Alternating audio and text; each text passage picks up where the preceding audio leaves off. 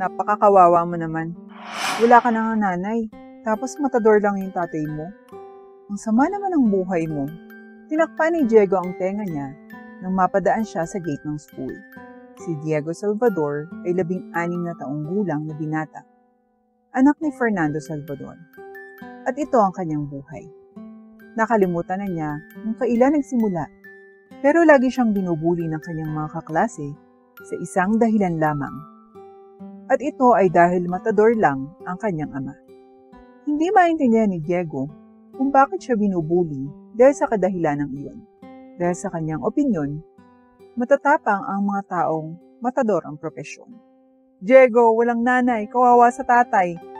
Tukso ng mga kaklase niya. Agad na tumakbo si Diego sa loob ng paaralan sa pag-asang hindi niya makakasalubong ang mga nambubuli sa kanya.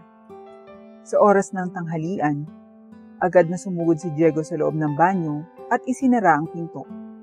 Habang nakatayo sa loob, nahawak ang kanyang tanghalian. Hindi malinis para sa kanya na gawin iyon, ngunit ito lamang ang tanging paraan para makaiwas sa kanyang mga nambubuling kaklase.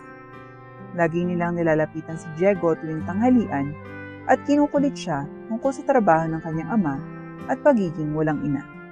Nalungkot si Diego sa naisip, ngunit pilit niyang binabaliwala ito habang binubuksan niya ang kanyang tanghalian hanggang sa marinig ang tunog ng pagbukas ng pinto. Nagtataka ako kung saan nagpunta yung walang ina na si Diego. Bigla siyang nawala. Marahil ay sinusubukan na niyang iwasan kami dahil natatakot siya sa amin. Narinig ni Diego na may nag-uusap sa labas ng stall ng banyo habang kumakain. Sa tingin ko, dahil sa wala siyang ina, kaya bulag siya sa katotohanan. Meron siyang malungkot at nakakaawang buhay. Narinig ni Diego ang tawanan ng 2 tao sa labas ng banyo at para mapigilan niya ang sarili sa pag-iyak, kinagat ni Diego ang kanyang pagkain at naghintay hanggang sa marinig niyang tuluyan nang umalis ng 2. Mabilis na tinapos ni Diego ang kanyang pagkain at naghugas ng kamay at mukha sa lababo.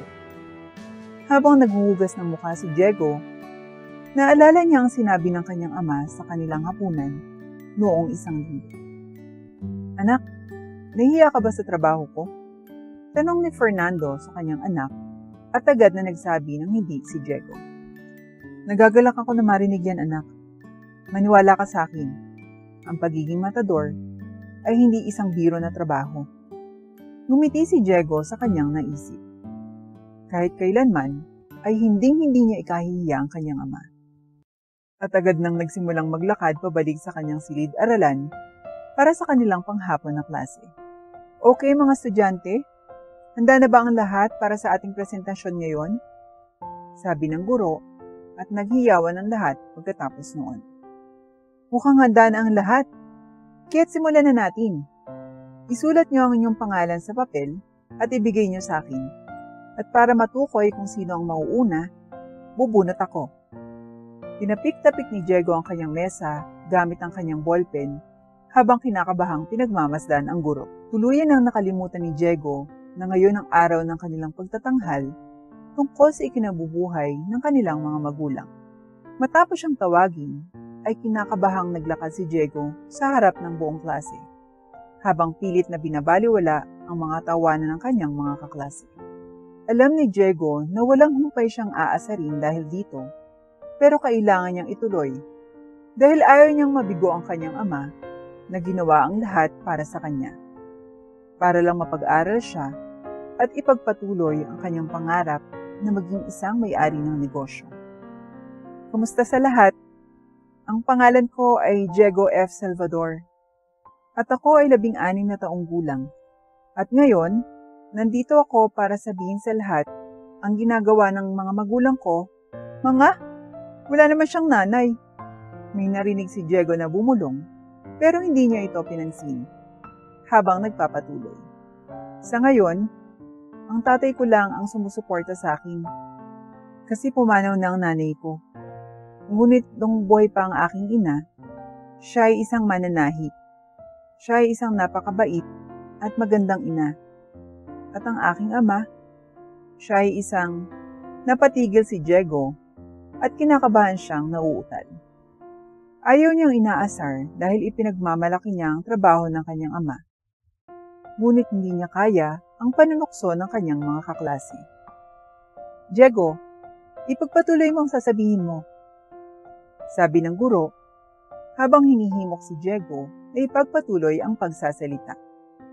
Napalunok si Diego at magpapatuloy na sana siya nang bigla siyang naputol.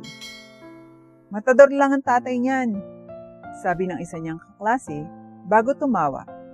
At maya-maya, nagtawanan ang buong klase. Pinagalitan ng guro ang mga mag-aaral hanggang sa mapawi ang tawanan. Pero may ilan pa rin na patuloy ng hinang tumatawa at ito ang ikinagalit ni Diego. Pinapahiya nila ang kanyang ama. Kaya naman tumayo si Diego at sumigaw. Ano naman kung matador lang yung tatay ko, ha? At tumahimik ang lahat. Ngunit may isang medyo mas matapang kaysa sa iba na tumayo at ngumisi kay Diego. Isa yon sa kaklase ni Diego na si Liam. Ha, hula ko nahirapan ka na. Nakakaawa ka naman. Wala ka ng nanay. Ang pangit pa ng buhay mo. At ng trabaho ng tatay mo. Liam! Sigaw ng guro. Ano? Nagsasabi lang ako ng totoo. Tingnan mo ko. Mayaman ang tatay ko. Kaya nabubuhay ako sa paraiso. Habang ikaw, taya ko, natutulog ka katabi mo yung mga toro sa gabi. Natawa si Liam sa sariling pahayag at hindi nagtagal ay nagtawanan din ng iba pang kaklase kasama niya. Ang araw na iyon ang araw na naramdaman ni Diego ang labis na kahihiyan. Natahimik ang guro at alam ni Diego kung bakit. Gaya nga ng sabi ni Liam, ipinanganak si Liam Rindaki sa isang mayamang pamilya. Ang nanay ni Liam ay ang may-ari ng isang butik. Habang ang ama ni Liam ay ang kapitan ng kanilang barangay. Magkaiba ang status ng buhay nila at siguradong mas mababa si Diego kay Liam base sa klase. Pero hindi ito naging sapat na dahilan para sumuko si Diego at tanggapin na wala siyang kwenta. Ano naman kung kapitan ng barangay ang iyong ama? Ni hindi ka nga niya binibisita, pati ng nanay mo.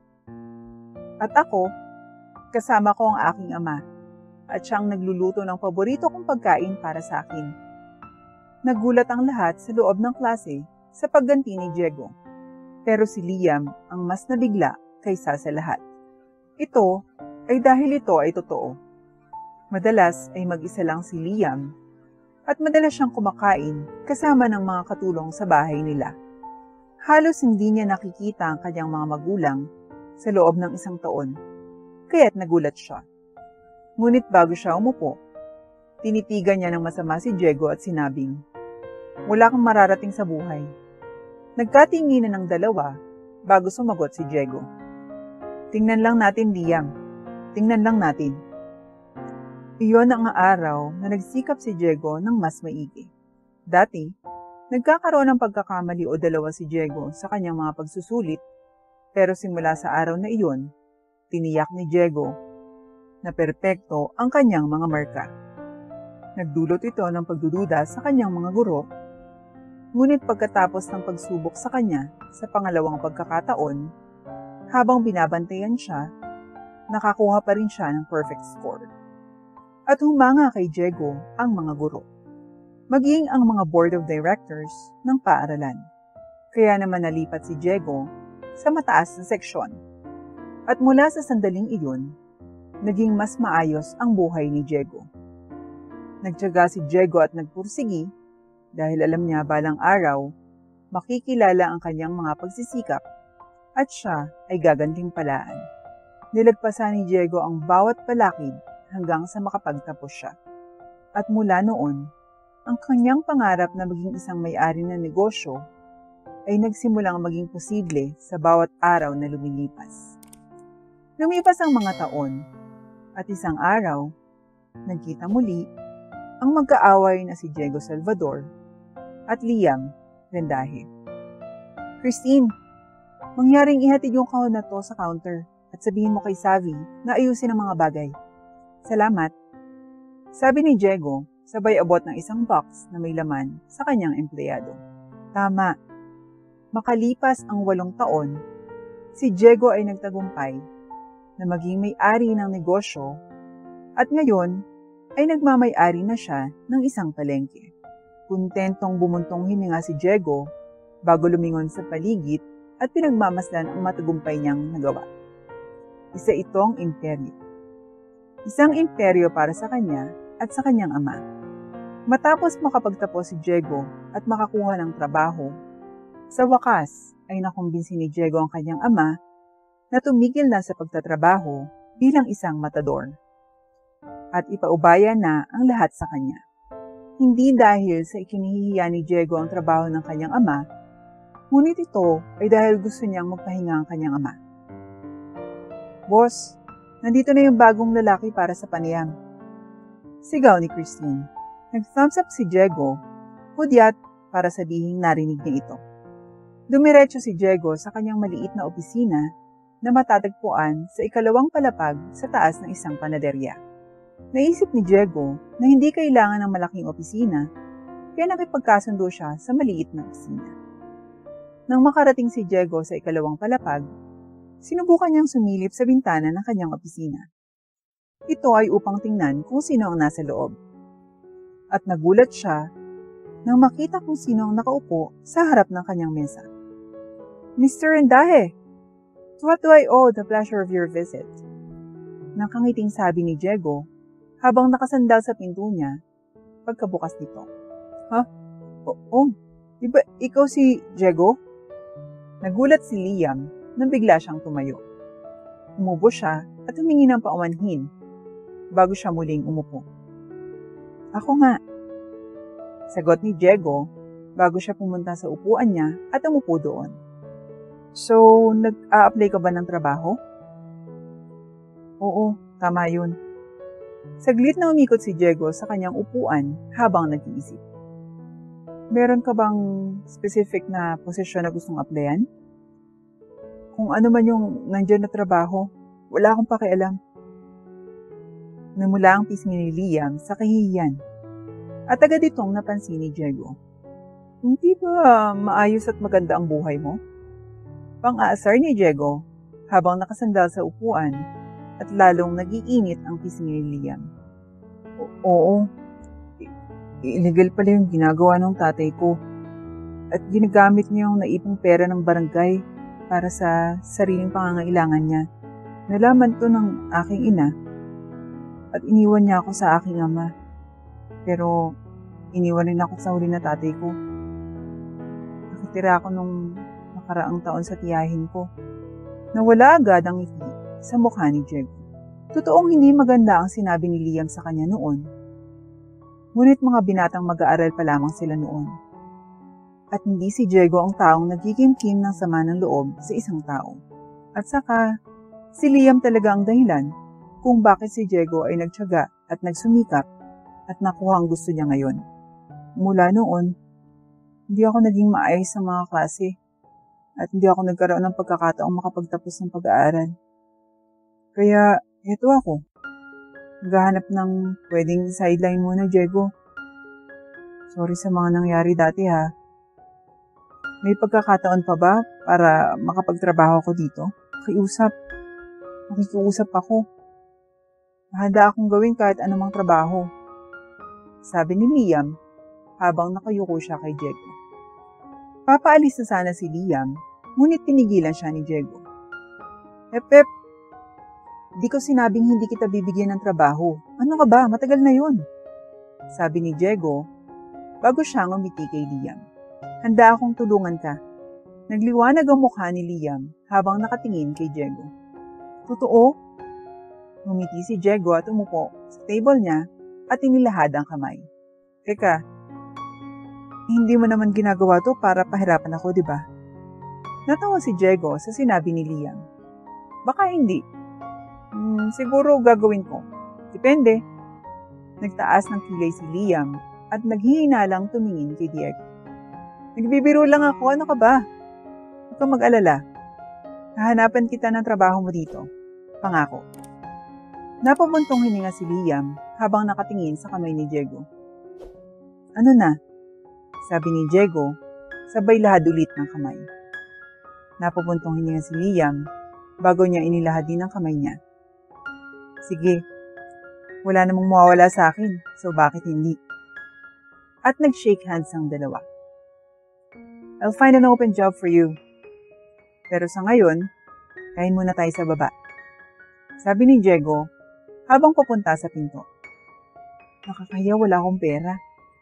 Sabi ni Liam habang nakatitig kay Diego. Hinitian lamang ni Diego si Liam. Tinanong ko kung gusto mong sumama. Hindi naman kita pinapagbayad. Huwag kang mag-alala. Ito ang treat ko. Napatingin si Liam sa kanya na kinakabahan. Wala kang pakialam na nasa paligid ako? Napapuntong hinang ulit si Diego at lumapit kay Liam bago niya ikinawit ang braso sa leeg nito. Siyempre hindi. Childish banter lang yun. Huwag kang mag-alala. Pinapatawad na kita. Tara na, kain na tayo. Napangiti si Liam sa kabaitan ng bago niyang boss. Kung ano man ang sabi mo, boss. Salamat.